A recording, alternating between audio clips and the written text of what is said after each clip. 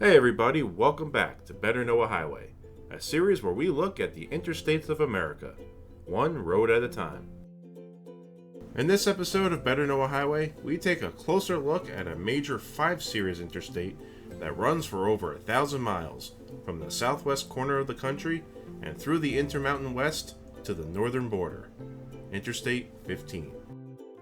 And real quick before we get started, just wanted to remind you to please hit that like button and subscribe to this channel. Always appreciate that.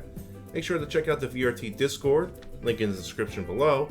And if you want to support this channel, you can join as a member for just $2.99 a month by clicking the join button below. And I definitely appreciate that. And with all that out of the way, let's get started. Interstate 15 is a generally north-south oriented 5-series highway in the western United States, running from near the southern border to the northern one for a total of 1,433 miles while going through 6 states. Starting at the southern end, we begin in the state of California, where I-15 runs through the heart of SoCal for 287 miles. The southern terminus of I-15 is at a 4-way cloverleaf exchange just a few miles northeast of downtown San Diego. It junctions with the east-west running I-8, as well as California State Route 15, which heads south. I-15, however, heads north to begin its journey. Heading further north, 15 passes through the vast suburban and urbanized land that makes up much of Southern California, staying roughly parallel to the coast and passing places such as Poway and Escondido, while traveling near the larger city of Carlsbad, which lies several miles west. 15 soon enters more hilly terrain and curves north, then northeast.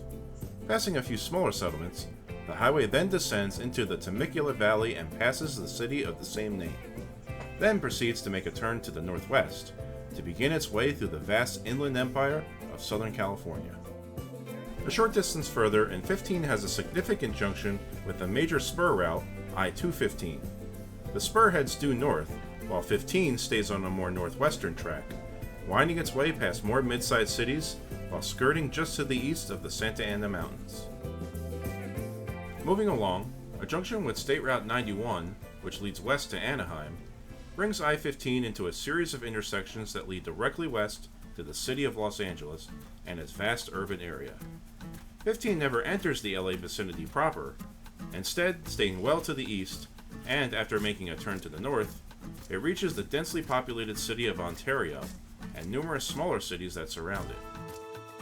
Running on the eastern side of Ontario, and within the large industrial park, 15 has a major junction with the continental-spanning Route I-10, which acts as another major connection to the LA Valley to the west.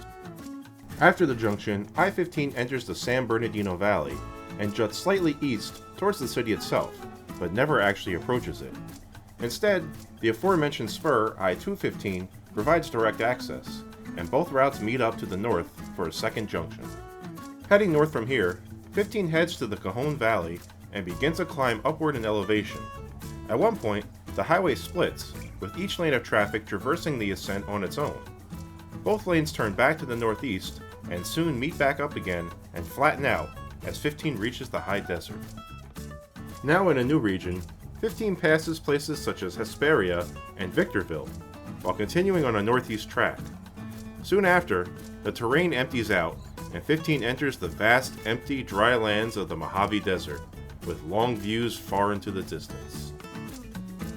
Further into the region, 15 reaches the city of Barstow. Here, it begins to make a turn more to the west, although not completely, and cuts directly through the city. It's also here where 15 has a major junction with the western terminus of I-40, another critical transcontinental route that spans the entire country. After leaving Barstow, 15 enters the heart of the Mojave Desert, some of the hottest terrain in the entire world. The population again drops to near zero, with a few scattered tiny settlements and numerous ghost towns. The only settlement of note is the town of Baker, where I-15 intersects with State Route 127, a route that heads north and gives travelers access to Death Valley, roughly 75 miles away. Keeping to the northeast, 15 winds through some hilly terrain and traverses through more wide-open desert land before eventually reaching the state line and crossing into Nevada.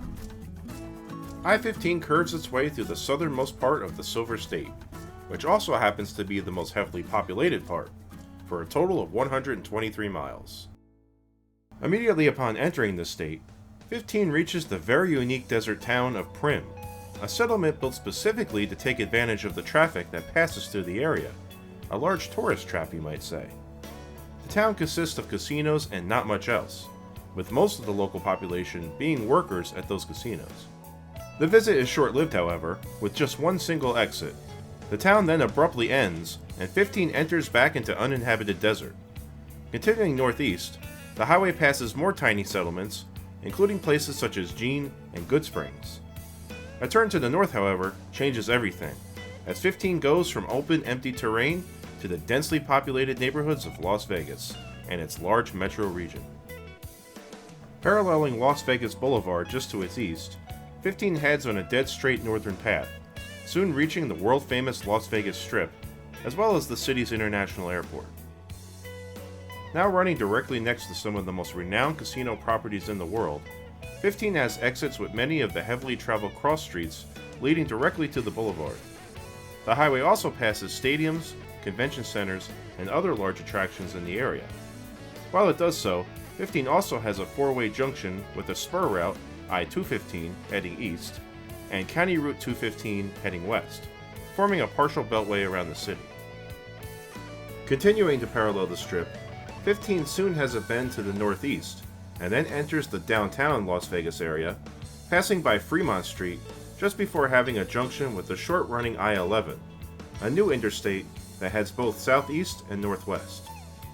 Eventually, 15 leaves the downtown area and reaches North Las Vegas, where the highway passes in the vicinity of Nellis Air Force Base, with State Route 573 connecting directly to it.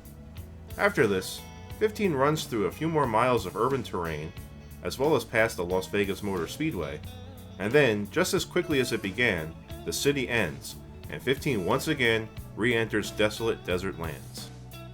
More small settlements follow, including places such as Moapa and Jackman. As it approaches the state line, 15 reaches another resort border town, Mesquite. Similar to Prim, but considerably larger, the town takes advantage of the highway traffic and state borders to provide business for the area. Then, at the eastern end of town, 15 reaches the border and leaves Nevada. I-15 traverses the extreme northwest corner of Arizona for a short yet very eventful 29 miles. The part of the state that 15 travels through is effectively cut off from the rest of Arizona, with no roads providing direct access, an area known as the Arizona Strip, separated by the vast Grand Canyon to the southeast. Thus, 15 is the only way in and out of this region. There is one settlement along the route, the small town of Littlefield, which has one single exit. After this, 15 enters much rougher terrain when it reaches the Virgin River Canyon. Sudden sharp turns bring 15 into and through the steep ravines, with sheer rock walls on either side and narrow lanes running next to the river. 15 crosses the aforementioned Virgin River several times as it ascends further upward, winding and weaving its way along. The highway has one final crossing, and soon flattens out to an elevated plateau. Not long after, a turn to the north brings 15 to another state border, where after its short trip, it leaves Arizona to enter its next state of Utah. I-15 travels the entire length of the Beehive State from south to north for a total of 401 miles, the most of any state it travels through. Shortly after crossing into the state, 15 reaches the city of St. George, the main settlement in southern Utah. Crossing directly through the city, and passing several suburban places as well, drivers on 15 are treated to pristine views of the reddish rock terrain of the area. Once past St. George, 15 enters Canyonland within the Colorado Plateau, and begins to rise in elevation even more. Passing places such as Browse and Pintura, 15 skirts the northwestern edge of Zion National Park, and after a turn to the north, enters the vicinity of Cedar City. Cutting directly through the heart of the metro area, and to the west of downtown, 15 has three main exits, which include two for a business route that goes directly into the city core. A turn to the northeast takes 15 out of Cedar City and back into the vast rural landscape of central Utah. As it makes a slow turn to due north, 15 passes places such as Enoch, Parowan, and Beaver. After a good distance, the highway reaches a junction with another major transcontinental route, this one being the western terminus of I-70. This intersection, and the lands both north and south, are nearly uninhabited, and 15 continues north and then back to the northeast, passing more small towns and open terrain for roughly 100 miles.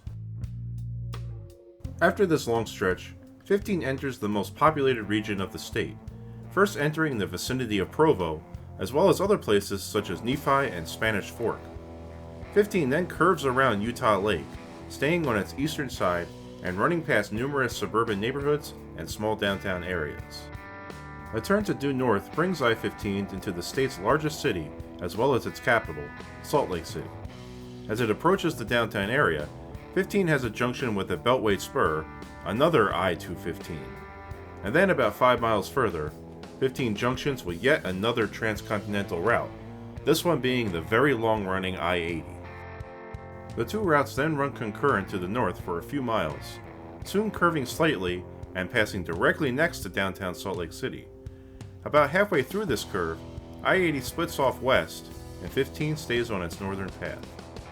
Now north of Salt Lake City, 15 still runs through densely populated areas and suburban terrain, passing many places such as Farmington, Layton, and eventually Ogden. Also in this area, 15 has a junction with I-84. The two join together and run concurrent to the north for the next 40 miles or so. Both highways stay east of downtown Ogden, while also running within just a few miles of the eastern shore of the Great Salt Lake. 15 and 84 pass other places, like Brigham City and Tremonton, the latter of which being where the two routes split, with 84 heading northwest, while 15 stays due north. Passing a few peaks off both the west and east, 15 traverses the northernmost part of the state and soon reaches the state line to leave Utah. Idaho is the next state up for I-15, where it crosses through the southern part of the state for 196 miles. 15's initial stretch within the state is through rural areas, interspersed with small towns such as Mallet City and McCammon. The next 55 miles take the highway over Mallet Summit and out of the Great Salt Lake watershed. Eventually, 15 has a quick turn to the west and then back to the north, as it approaches the cities of Pocatello and Chubbuck. Here the highway has a junction with the short connector route I-86, which heads west. 15 stays oriented north, and soon reaches the Snake River Valley near the city of Blackfoot. A turn to the northeast then takes 15 along the valley, while crossing the Snake River itself to its northern side soon after.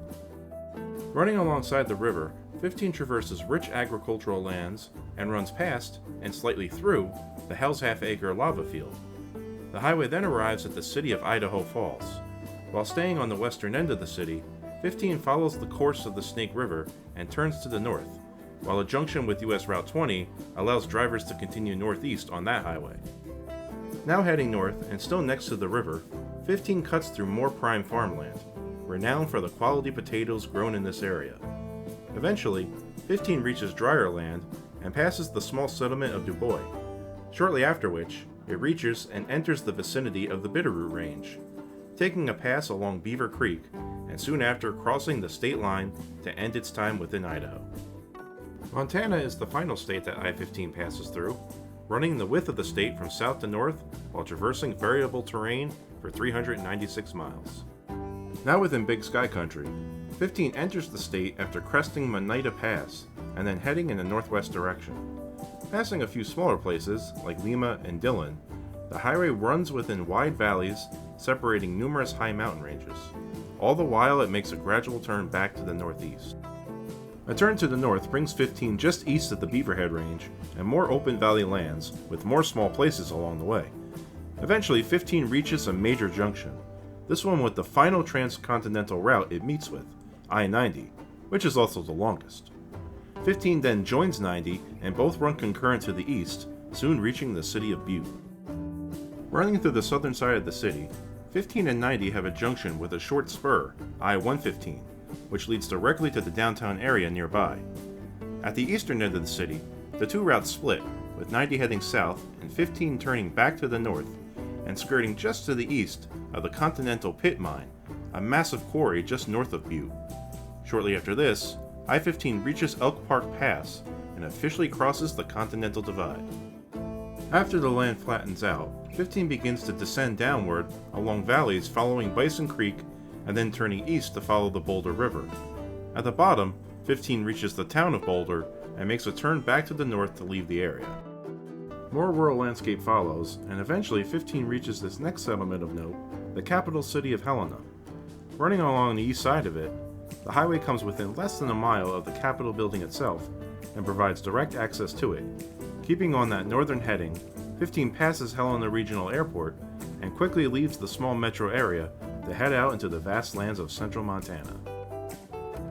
After a short distance, 15 reaches the vicinity of the Missouri River, the longest river in North America, and follows its course past numerous mountain ranges, eventually meeting up directly with the river near the tiny settlement of Wolf Creek, and then having numerous crossings with it as both river and highway head northeast into the flatlands of the High Plains. Further along, 15 stays north of the river and soon reaches its next place of note when it enters the vicinity of Great Falls. Here, 15 makes a sharp turn from east back to west as it wraps around the local city airport, staying west of the city itself and connected to it directly by a business spur route which connects to US Route 87.